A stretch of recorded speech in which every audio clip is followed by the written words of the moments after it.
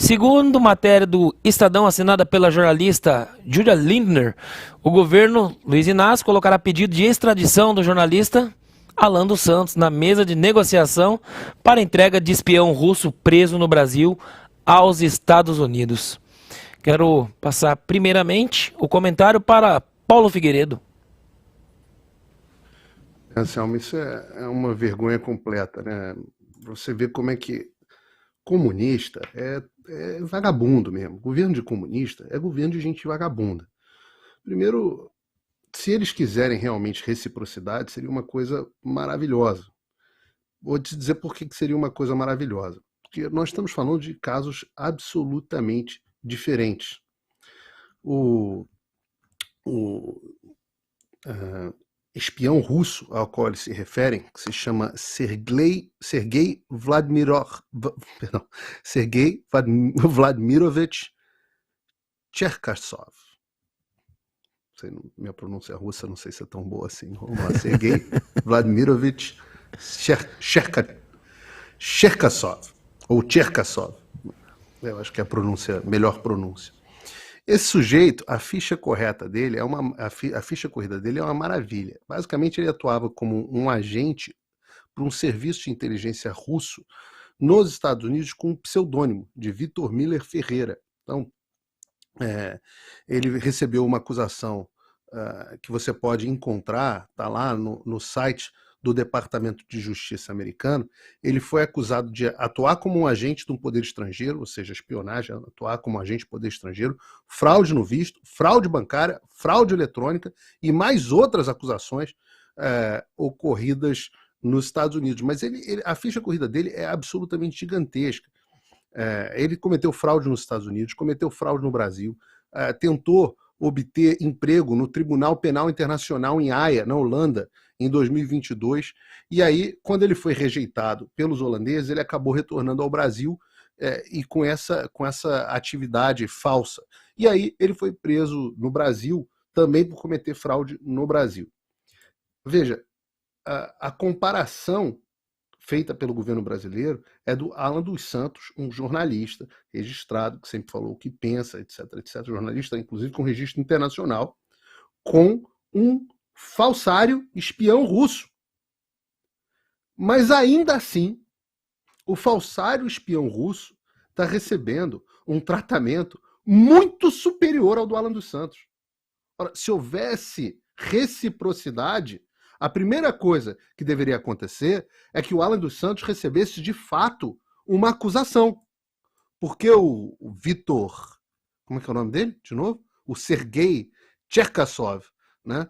Ou Vitor Miller Ferreira, que é o nome falso, ele tá sendo acusado pelo Departamento de Justiça. Houve uma investigação do FBI, da Polícia Federal Americana, houve uma investigação, essa investigação foi apresentada ao Departamento de Justiça, e o Departamento de Justiça, através da procuradora assistente Tejpal Chawla e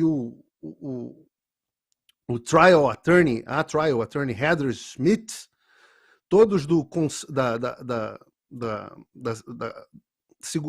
Divisão Nacional de Segurança de Contra-Inteligência dos Estados Unidos, construíram um caso, apresentaram isso como denúncia, e agora o que se espera é que o espião russo seja extraditado para os Estados Unidos para ter um devido processo legal, que é muito mais do que o Alan dos Santos tem. Peraí, desculpe interromper esse vídeo, mas é que eu continuo censurado pelo STF. Além deles cancelarem o meu passaporte, congelarem todas as minhas contas bancárias e bloquearem as minhas redes, agora eles também querem proibir os meus vídeos no Brasil. Você pode continuar me acompanhando seguindo o meu segundo canal, que é o canal de cortes. Mas melhor ainda é se inscrever no meu canal do Rumble, que é o concorrente do YouTube que não cumpre essa censura. E se quiser ter acesso a todas as minhas postagens para sempre, deve se inscrever no meu Locals, que funciona de uma forma parecida com o Facebook ou o Twitter. Todos os links estão aqui na descrição. Entra lá, senão você vai ficar desinformado e aí eles vão vencer. O Alan dos Santos não... Eu vou repetir isso 1 milhão de vezes para que as pessoas entendam. O Alan dos Santos não é acusado de nenhum crime. Toda vez que um jornalista diz assim, o Alan dos Santos é acusado de fake news, não existe acusação contra o Alan dos Santos. Por quê? Para explicar como é que funciona o processo penal para as pessoas em qualquer lugar onde existe um sistema acusatório. Você tem um trabalho de investigação feito por uma entidade policial, que às vezes em conjunto com uma procuradoria, alguma coisa do tipo, o Ministério Público, né? Mas em geral o corpo policial faz a investigação, o Ministério Público pega essa investigação, transforma numa acusação, essa acusação é submetida a um juiz, esse juiz vai lá, recebe ou não, acolhe ou não a denúncia, e a partir daí, só a partir daí, o sujeito é considerado acusado efetivamente, denunciado de algum crime. O Alan dos Santos está no inquérito das fake news, e toda vez que um jornalista tem que falar qualquer coisa sobre ele, tem que falar assim, investigado sobre fake news. Ora, investigado qualquer um pode ser. Acusado, está aqui, Departamento de Justiça, no dia 24 de março de 2023, fez uma acusação formal de espionagem, desses crimes que eu falei aqui, fraude bancária, fraude para visto, etc, etc, uma série de fraudes. Esse sujeito está recebendo o tratamento com todas as deficiências que existem no processo americano, e eu posso falar mais sobre elas, e nós vamos falar mais sobre elas. Ele está recebendo um tratamento muito melhor do que o do Alan dos Santos. Então, se esse vagabundo desse Flávio Dino, que é ministro da Justiça no Brasil, jamais poderia ser ministro da Justiça, quiser tomar como refém um sujeito que era agente russo e comparar isso para tentar criar pressão para extraditarem o Alan dos Santos, isso mostra, primeiro, primeiro o caráter do Flávio Dino e do Lula e dessas pessoas que estão no governo. Segundo aspecto que mostra, que para eles, espião russo, tudo que eles puderem fazer para ajudar, vão fazer.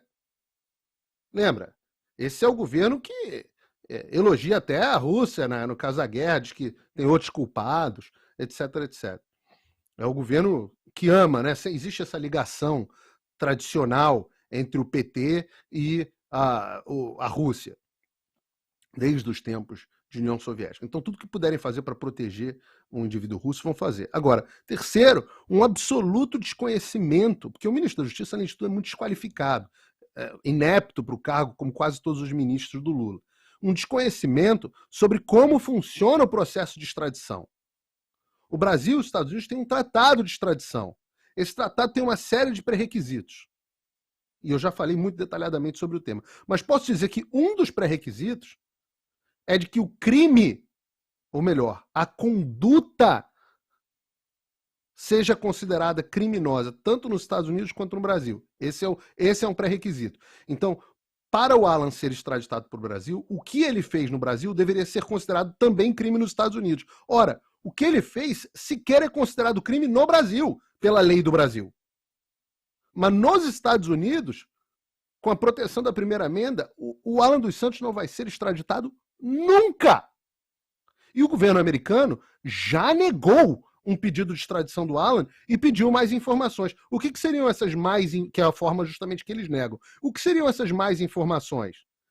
Seria o teor do processo, do inquérito das fake news, que sequer é um processo de fato, é um inquérito, antecede o processo. Então os americanos falaram, o que é isso? Vocês estão mandando um negócio aqui no papel de pão. E negaram. Aí eles pediram mais informações. O governo brasileiro não tem condições de prover essas informações porque não existem os autos desse processo. O Alexandre de Moraes diz que existem no gabinete dele, e só liberou um pedaço, mas o resto, o inquérito, a substância, não existe.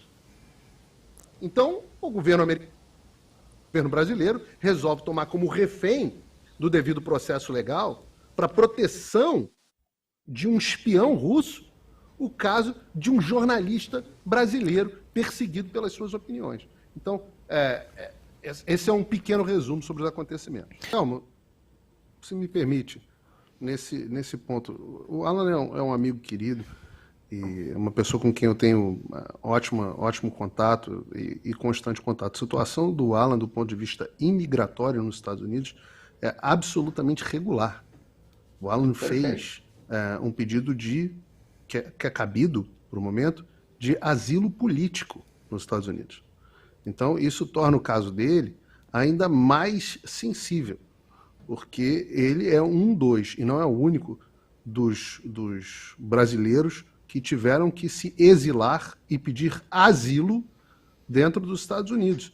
E o governo americano, que analisa geralmente de forma bastante lenta esse tipo de caso, concedeu inclusive ao Alan, ele chegou a publicar, a autorização de trabalho. Então o Alan se encontra aqui legalmente nos Estados Unidos e com autorização de trabalho, seguindo o devido processo legal.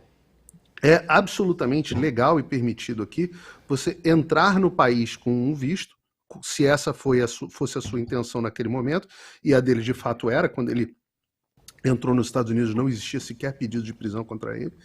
Então ele entrou com visto de turista, quando passou a ser perseguido, olhou e falou, olha, eu não tenho mais condições de voltar ao meu país porque a situação se tornou absolutamente insustentável. Estão perseguindo jornalistas sem nenhum devido processo legal. Daí ele entrou com um pedido de asilo. Por que o caso do Alan é tão simbólico, respondendo à pergunta do Luiz Felipe? O caso do Alan é simbólico porque ele expõe a truculência do sistema brasileiro a um agente fora do sistema brasileiro. Então, autoridades que não estão sujeitas à instância máxima do Brasil, ao líder imperador do Xandaquistão, que é o Alexandre de Moraes, autoridades externas vão ter que analisar, como já fizeram, para verificar se o devido processo legal foi seguido. E a conclusão, até agora, é de que, e eu aposto que permanecerá essa, é de que o devido processo legal não foi seguido. Portanto, nós temos um agente externo dizendo, corroborando, de que o Alexandre de Moraes abusa do seu poder. O que é crime. Abuso de autoridade. Nós temos um agente externo corroborando que Alexandre de Moraes abusa da sua autoridade. E mais, o caso do Alan é simbólico porque mostra que o governo brasileiro é absolutamente impotente para perseguir pessoas fora da jurisdição do Xandaquistão. Significa que o Alexandre arrancaria, se tivesse, os cabelos, porque não há nada que ele possa fazer com aqueles que estão protegidos pela primeira emenda da Constituição americana. Não há nada. Nada. Ele pode cancelar passaporte, ele pode xingar muito no Twitter, ele pode fazer acusação, etc. Flávio Dino, não há nada que ele possa fazer. Enquanto o Alan ficar solto, é uma demonstração de fraqueza da ditadura brasileira.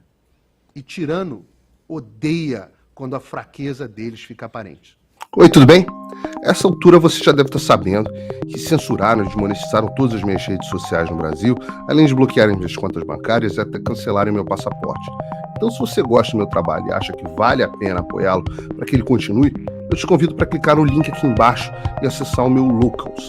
Lá você tem acesso de graça a todas as minhas postagens, sem censura, mas também tem conteúdo exclusivo para membros pagos. E membros premium podem, inclusive, trocar mensagens comigo, além de outros benefícios. Dê voz a quem te dá voz, que a gente não vai parar. Obrigado.